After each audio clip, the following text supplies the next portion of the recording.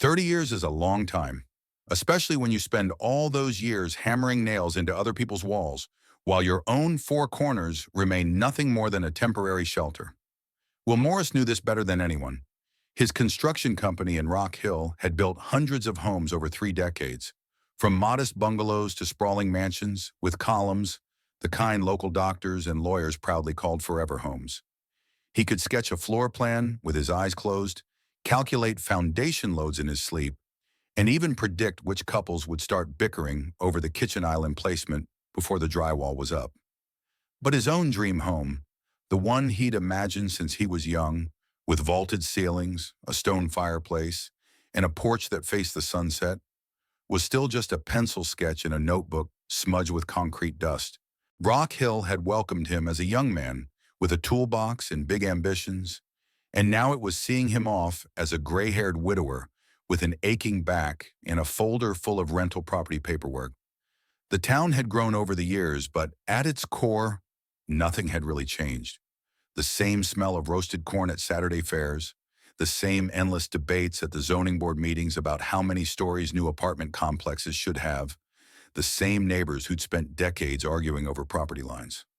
Will knew every crack in the sidewalks, every pothole on the road to the industrial park where he'd first set up shop. He didn't even need GPS. He could dodge traffic just by cutting through the back lot of Jimmy's Auto Repair, where they still gave him the old-timers discount. His house, if you could call it that, was a 3-room SIP panel box he'd bought with his first real paycheck. It sat in a quiet neighborhood where lawns got mowed every other week and Christmas lights came down no later than January 2nd. There was nothing extra. A functional kitchen, a couch facing the TV, a garage cluttered with tile samples, and a bedroom window that looked straight into an identical house across the street.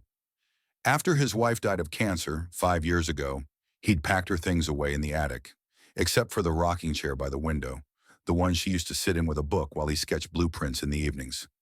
Sometimes passing by, he'd still straighten the cushion, as if she might walk back in any minute with a cup of tea. Work had swallowed everything. At first, it was to pay off the mortgage, then to put the kids through college, then eventually, just out of habit. Clients came and went, leaving behind houses with their own stories. There was the mansion where the couple divorced before they even moved in, the townhouse that flipped 3 times in 5 years, and his favorite, the little lake house he'd built for a retired couple. They'd cried when he handed them the keys. A year later, the husband died of a heart attack, and the widow sold the place before she'd even spent 2 winters there. That was the first time Will really wondered, what am I even building all this for? The kids grew up and moved on. His daughter to Seattle, she studied marine biology. His son to Austin, writing code for some startup. They called rarely, visited even less. At Christmas, they sent cards with photos of them smiling in front of unfamiliar landscapes. He kept those cards in his desk drawer, stacked on top of old estimates and contracts. Sometimes, after a bourbon or two, he'd take them out and try to remember the last time he'd heard their laughter in person, not through a phone. The business, meanwhile, ran on autopilot. His partner, Mike, had taken over the day-to-day years ago, leaving Will as more of a consultant, showing up at job sites, nodding, muttering something about drywall seams, then leaving the crew wondering what exactly the boss had wanted. The money still came in steady, but it didn't bring any joy. Even Linda, his new girlfriend, a librarian with soft hands and a habit of leaving bookmarks in his novels, couldn't fill the hollowness that grew with each passing season. She told him he was like the houses he built, solid on the outside but with too many empty rooms inside. Then came that winter when Rock Hill turned to ice. Will slipped on the porch steps, fell, and broke his arm. The ER doctor, a kid with a pierced eyebrow, set the cast and tossed off. "Bones aren't what they used to be at your age, Mr. Morris." It sounded like a verdict. He spent that night on the couch swallowing painkillers and staring at the ceiling, where a leak last summer had left a crack he'd never bothered to fix. In the morning, for the first time in years, he opened that old notebook with the sketches, and he knew, if not now, then never. But for now, he's still here. In the garage, a pair of skis bought on clearance after the season gathered dust, unused. In the mailbox, another homeowner's insurance bill for a house he never loved, and on the hallway wall, a Colorado landscape calendar, last year's birthday gift from Linda. He flips through it sometimes, pausing on the photo of snow-covered peaks. And he thinks, 30 years really is a long time, especially when you've spent them building other people's dreams and forgetting your own.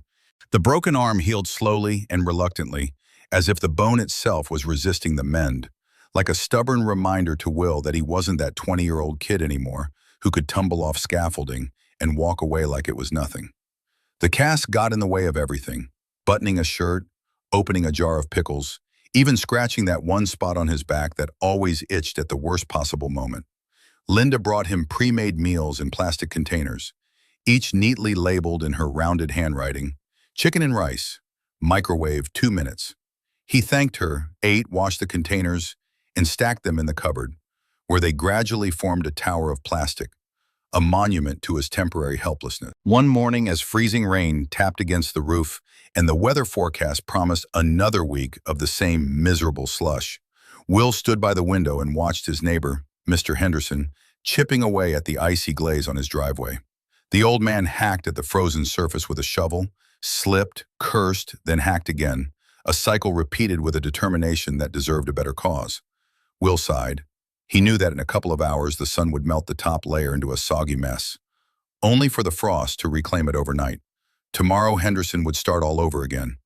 That's how life had been in Rock Hill these past winters, a never-ending battle with weather that couldn't decide whether it wanted to be cold or just plain mean. That same day, he went to the doctor's office for yet another checkup. Dr. Malone, a man in his 60s with tired eyes and a habit of clicking his pen, removed the cast, prodded Will's arm, and said the same thing the ER doctor had told him weeks earlier. Bones at your age, Mr. Morris, aren't what they used to be. Be more careful. On the way home, he stopped at the diner that served the apple pie his wife had once loved. At the next table sat a young family, 2 kids, 2 parents, all glued to their phones, barely glancing at their food. The woman bumped his chair by accident, muttered an apology, and it struck Will then. No one in this town looked up anymore. Everyone was rushing somewhere, yet going nowhere. That evening, he spread out all the brochures, printouts, and scribbled notes about Colorado that he'd collected over the years. Linda, spotting the display, sat beside him and asked if he wasn't rushing into things.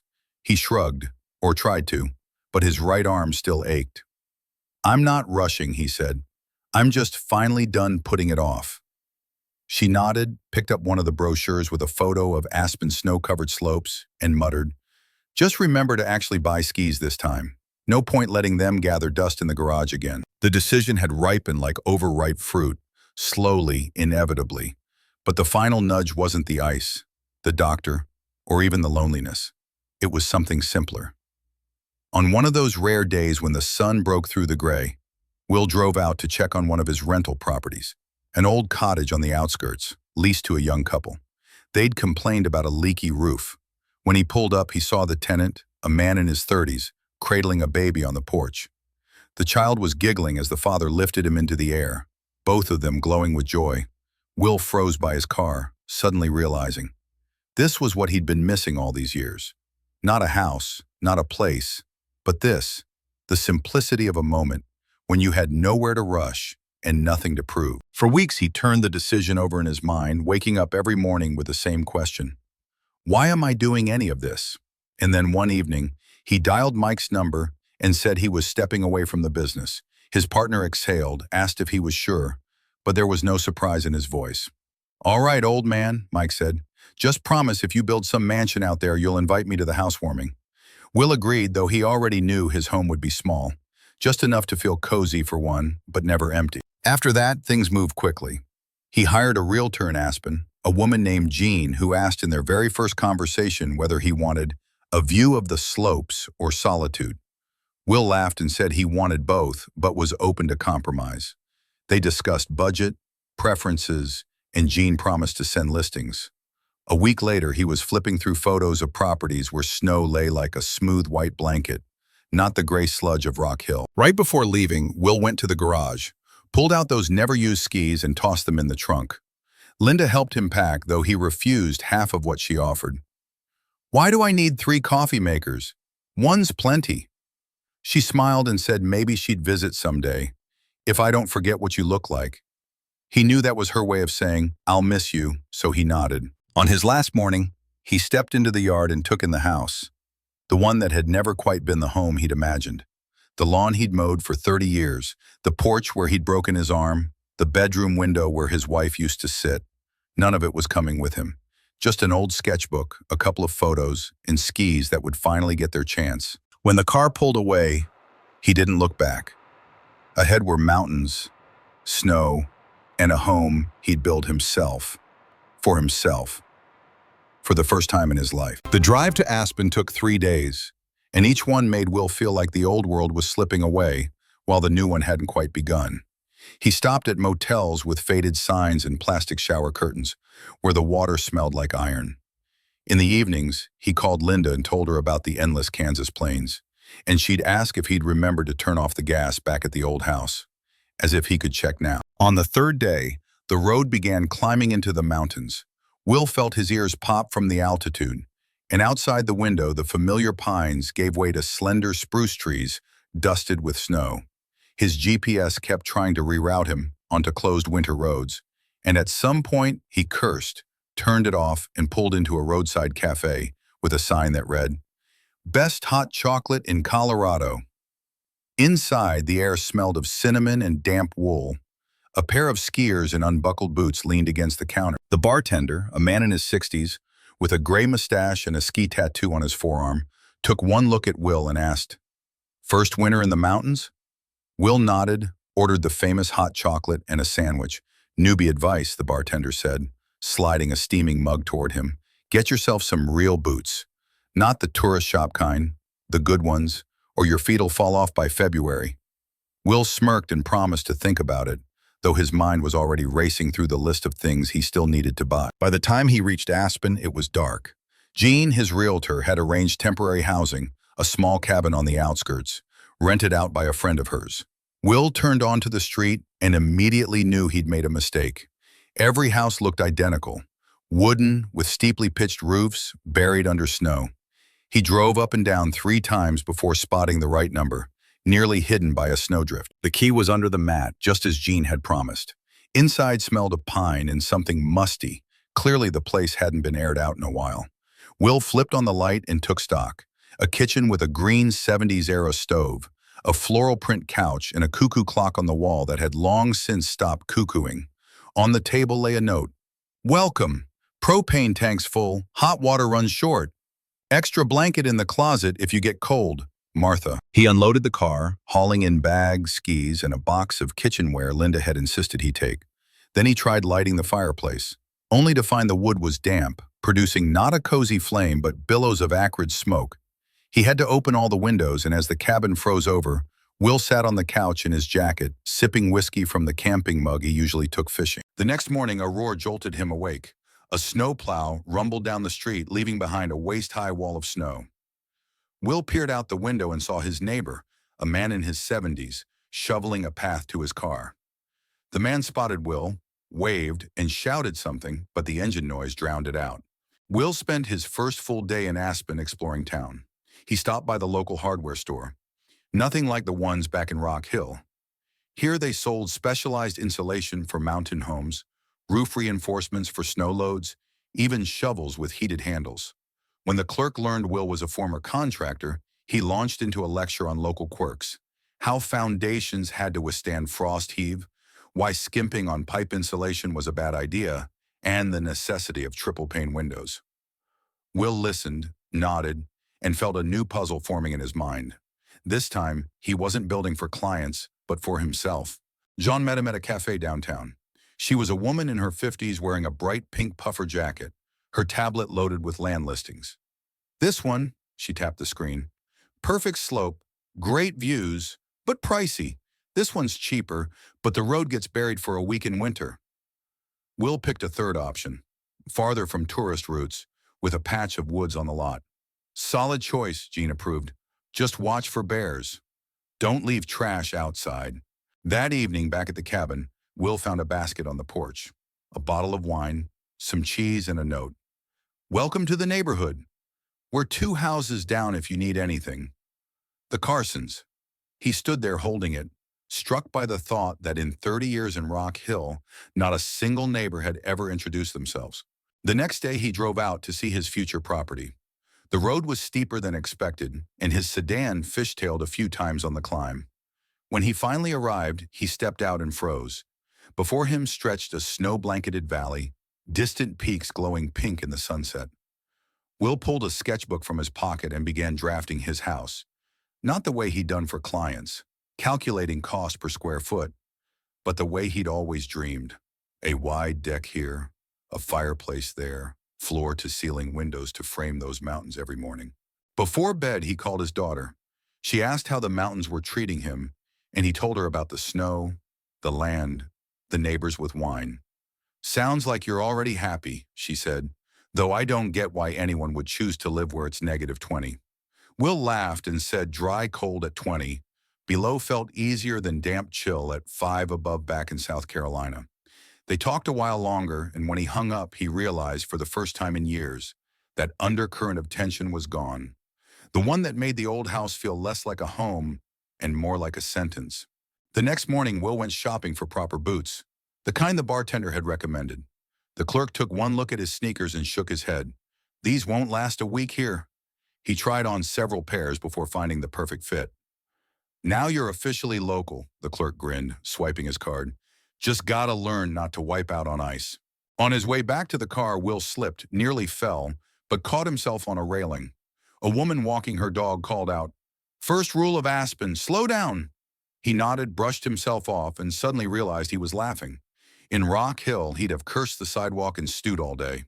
Here it just felt like part of the adventure, like the thin mountain air that left him lightheaded at first, or the eerie quiet broken only by snow crunching underfoot. That night, he sat on the couch in his temporary digs, sipping the neighbor's wine, watching real snow fall outside. Not the wet, slushy kind that turned to gray sludge by noon, but the fluffy kind that settled in perfect layers, refusing to melt. Will opened his notebook and jotted down a to-do list. Meet architect tomorrow, order materials Wednesday, Thursday. He paused, crossed it out, and wrote a single word: adjust. Those first days in Aspen weren't easy. He woke at night, unnerved by the silence, and chafed at the slower pace by day. But step by step, he began finding beauty in that rhythm. The strangest part? He liked it. Even the annoyances, the fireplace he still couldn't light, the shower that ran cold halfway through, felt less like irritations and more like quirks. As if life had finally stopped being a grind and turned into an adventure. Even if that adventure belonged to a man well past 50. Before bed, Will checked the forecast. Sunny tomorrow, 10 below. He smiled, turned off the light, and lay down. For the first time in years, not thinking about where he needed to rush off to next. The first real freeze in Aspen came unexpectedly. The thermometer outside read 18 below, and the snow crunched underfoot like styrofoam. Will, used to mild southern winters, quickly realized his new fleece-lined jacket, bought on the clerk's recommendation at the local outfitter, was no match for this kind of cold. He had to make an emergency run for proper Arctic-grade gear, and now he looked like a polar bear in a parka rated for Antarctic expeditions. His neighbor Tom, the same one who'd shoveled his driveway on day one, took one look at him in that monstrous get-up and snorted, saying real mountain folk didn't bundle up like that. Then softening, he brought Will a jar of homemade rendered elk fat to smear on his face before heading outside. Will thanked him politely, but the jar sat untouched in the cupboard until desperation finally drove him to try it on his wind-chapped cheeks. To his surprise, it worked. His face stopped burning in the cold, though now he smelled like a hunting cabin in deep winter. The loneliness in those first weeks was harder than the cold. Martha's temporary rental, despite cozy touches like that cuckoo clock, still felt like someone else's space. Will caught himself talking aloud to the photo of his late wife, which he'd placed on the nightstand. Once he even turned on the TV just for background noise, but the local cable channels only played skiing competitions or survival shows. Salvation came in the form of the town library, a small wooden building with creaky floors and the scent of old books. The librarian, Mrs. Everett, a woman in her 70s with a gray bun and glasses on a chain, took note of the new patron right away. She slipped him memoirs of mountaineers, histories of Colorado, and once even brought him a homemade blueberry pie, For energy in the cold, she said. Unused to such kindness from strangers, Will was shy at first but soon warmed to their quiet chats by the fireplace. One day Mrs. Everett asked if he'd like to join the local book club. Will hesitated. He'd never been one for that sort of thing. But in the end, he agreed. The meeting was held in the back room of a cafe that served the best hot chocolate in town. The club turned out to be a mix of elderly ladies, a couple of retired geologists, and one younger woman who taught literature at the local college. They discussed some contemporary travel memoir, but Will, who hadn't read it, mostly stayed quiet. During the break, the professor, Claire, introduced herself and asked what had brought him to Aspen. Hearing he was building a house, she brightened and mentioned her father had been a contractor. They got talking. Turned out she'd moved here from Boston after her divorce, and the mountains had become her refuge, just like Will. After the meeting, they lingered at the table for another hour, chatting about everything from the local climate to why small towns always seem to know everyone's business. Claire laughed that gossip traveled faster than Wi-Fi in Aspen, and if Will didn't want his building plans dissected over coffee, he'd better keep them to himself. Will admitted the local lumber supplier had already called him. Apparently, his realtor, Jean, had spread the word about the new client. On the way home, he stopped at the town's only hardware store for nails, finally ready to fix the squeaky door in his rental. The clerk, learning Will was a former builder, launched into complaints about the shortage of skilled labor in the area. Local crews were either swamped or charging outrageous rates, and out-of-towners often turned out to be hacks. Will listened politely, but a thought nagged at him. Why not offer consulting work? His own house was still in the planning stages. Why not help others in the meantime? That evening, he called Linda and told her about the book club. She was surprised. Back in Rock Hill, Will had never gone in for that sort of thing. He couldn't explain why he'd agreed now either, but admitted he'd enjoyed it. Linda giggled and asked if he'd taken a liking to that professor. Will scoffed. She was in her 40s. He was pushing 60. But then paused. He'd avoided even hints of romance for years. But here, in this new place, anything seemed possible. The next morning, a knock woke him. Tom stood on the doorstep with a shovel, offering to help clear the driveway. Snow had buried it up to the car's headlights overnight. Still half asleep, Will nodded and joined him. They worked in silence, breath fogging the air, until Tom suddenly mentioned an extra barrel of antifreeze in his shed. Will was welcome to it, and so began their odd, wordless friendship. No small talk, just mutual help. Tom, a former forest ranger, had moved to Aspen 20 years earlier after his wife left him for a Denver dentist. He knew every trail in the county, could predict snowstorms by the clouds, and taught Will to track animals in the snow. Once, they even drove to the hunting store together, where Tom picked out a good folding knife for Will, just in case. Meanwhile, the house construction lagged. The architect, a young guy named Eric, kept revising the plans, and local officials dragged their feet on permits. One day, frustrated by yet another delay, Will stormed into a cafe and ordered a double espresso. The barista, a girl with pink hair and gauges in her ears, took one look at him and said, "Relax, Mr. Morris. Nobody's in much of a hurry around here."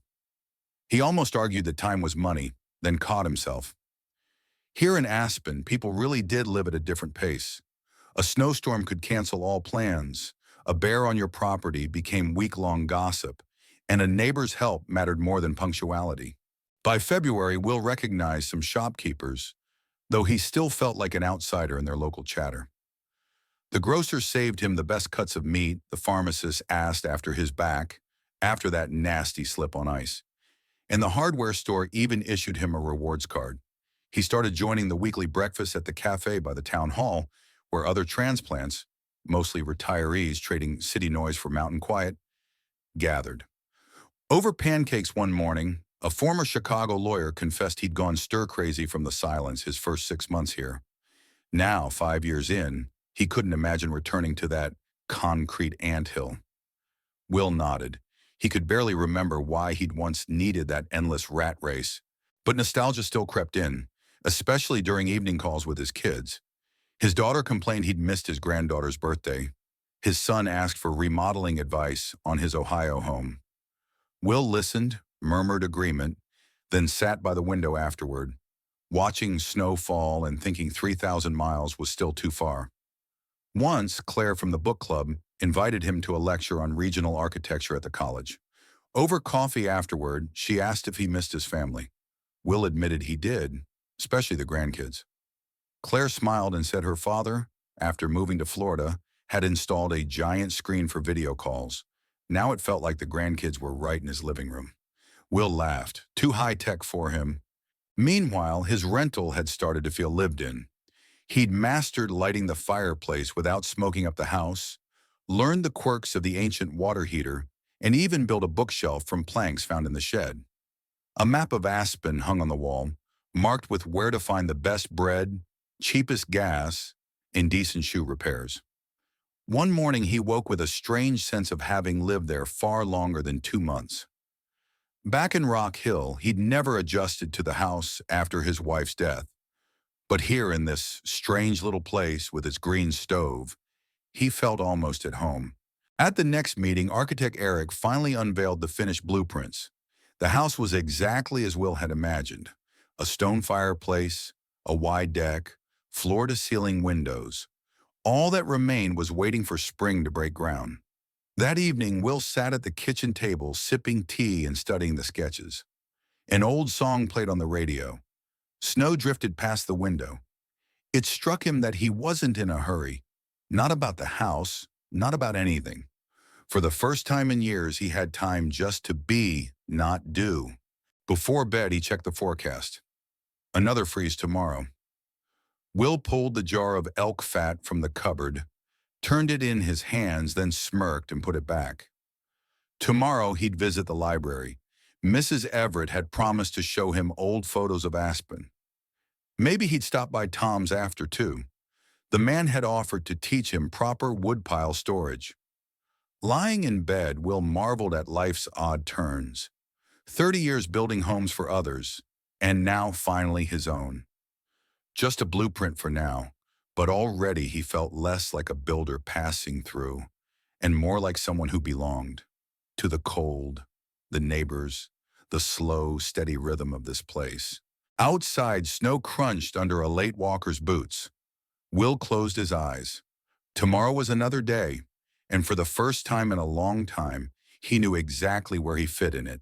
Building the house in Aspen took almost a year, longer than Will had anticipated. The local contractors moved at their own pace, sometimes disappearing for a week to go hunting, other times waiting for the snow to melt before pouring the foundation. But when the last nail was hammered in and the fireplace in the living room crackled to life for the first time, Will sat on the wooden steps of the deck, gazing at the mountains, and realized he'd done it. The dream house stood before him, with its massive beams, floor-to-ceiling windows, and that exact cozy atmosphere he'd imagined for so long. The first few months in the new house flew by like a single snowy day. Will settled in, hanging shelves, adjusting the heating system, getting used to the way the wooden beams creaked differently in the cold. He even splurged on a professional espresso machine, a luxury he'd never allowed himself in the old house because his wife had deemed it excessive. Now every morning began with a ritual: freshly ground beans, steam rising from the cup, and the view of snow-covered pines outside the window. But one morning, shoveling snow from the front steps, the shovel now hung on a special hook by the door. Tom had gifted him the right one, with a titanium blade. Will caught himself with the thought that there was no one to share any of this with. The kids rarely called. Linda, back in South Carolina, sent the same "How are you?" email every 2 weeks. And the neighbors, though friendly, were just that, neighbors. Not the kind of people you could gush to about finding the perfect shade of paint for the kitchen cabinets. He tried filling the void with projects. He signed up for a wood carving class at the local community center, where a bunch of fellow retirees were also looking for something to keep their hands busy. The instructor, a bearded guy named Jerry, praised his neat work. But Will knew the truth. He wasn't there for the art. He was there so someone would say his name out loud for 2 hours a week. Claire from the book club sometimes dropped by with a pie or a new novel she insisted he had to read. They'd sit by the fireplace discussing plots, and Will caught himself looking forward to these visits. But Claire was young. She had her own life full of hiking, students, and trips to Denver. Once she brought photos of her nieces and nephews, and as Will studied them, it hit him. He hadn't seen his own grandkids in 6 months. For a week, he wandered the house, running his hands along the walls, staring at the mountains outside and asking himself, "What am I doing here?" The answer was always the same, for the quiet. Except now, there was too much of it. Back in Rock Hill, even after his wife passed, there was always someone stopping by. Neighbors, old co-workers, delivery guys. Here, the silence was only broken by the occasional tap of a woodpecker or the rumble of a propane truck. The turning point came in March when his daughter called in the middle of the night. His granddaughter Lizzie was hysterical because her first school play was coming up, and Grandpa wouldn't be there. Sitting in the dark at the kitchen table with the phone pressed to his ear, Will listened as the 5-year-old sobbed that he'd promised. He tried explaining that Aspen was far, that plane tickets were, but Lizzie didn't understand distances. She only understood that Grandpa had broken his word. The next morning, Will went to the cafe that served his favorite hot chocolate and ordered a double. The barista, already familiar with his habits, silently slid the sugar bowl toward him. At the next table, a family sat together. A boy of about 7 poked at his pancakes while his dad talked about skiing. Will watched them and remembered how his own son had loved pancakes drenched in maple syrup at that age. He pulled out his phone and found a photo from last year. Him and Lizzie on a South Carolina beach, both wearing ridiculous straw hats. Back then, he was still in the old house, and his granddaughter had visited for 2 whole weeks. Now there were 3 time zones and 2 flights between them. When he got home, Will didn't light the fireplace like usual. Instead, he sat at the table, grabbed a calculator, and started crunching numbers. An hour later, he had it all written down. The value of the Aspen house, lot prices in Ohio where his son lived, estimated moving costs. He called his financial advisor, then his real estate agent, then, after a long pause, his son. The conversation with Mike was awkward at first. His son didn't get it. Wait, Dad wants to move closer? But what about the dream house? Will explained that there were different kinds of houses. Some were for magazine spreads, others were for living. Selling the Aspen place turned out to be easier than expected. A couple from California snapped it up, calling it a chalet with soul. Will left all the furniture behind. Why haul cross-country things made for that specific place? The only thing he took was the wooden shelf he'd carved in class. Jerry had said he had a knack for it. The lot in Ohio was a 20-minute drive from his son's place, close enough for the grandkids to bike over, but not so close that he'd be underfoot. This time, he built with different priorities: 2 guest bedrooms, a big open kitchen, and, most importantly, a deck meant for gatherings. Midway through construction, his daughter visited with Lizzie. The little girl studied the blueprints and asked, "Will I have my own room here?" Will smiled and nodded. Lizzie hugged his leg and whispered, "You're the best grandpa ever." That evening, after his daughter left, Will sat on a makeshift bench in front of the unfinished house drinking a beer. A neighbor walking his dog stopped to chat. When he heard Will was building a place for family, he gave an approving chuckle. "Smart move. At our age, no family is like a house with no foundation." The new house wasn't like the one in Aspen. No mountain views, just the sound of kids laughing on their way to school in the mornings. No handcrafted fireplace, but the kitchen often filled with people at breakfast. And when Will woke up on his first morning in the still unfinished house to a knock at the door, his son standing there with a thermos of coffee and a box of fresh donuts, he knew he hadn't just built a house. He'd built a home. As for that jar of deer tallow, yeah, he left it in Aspen. The new owners would probably find a use for it.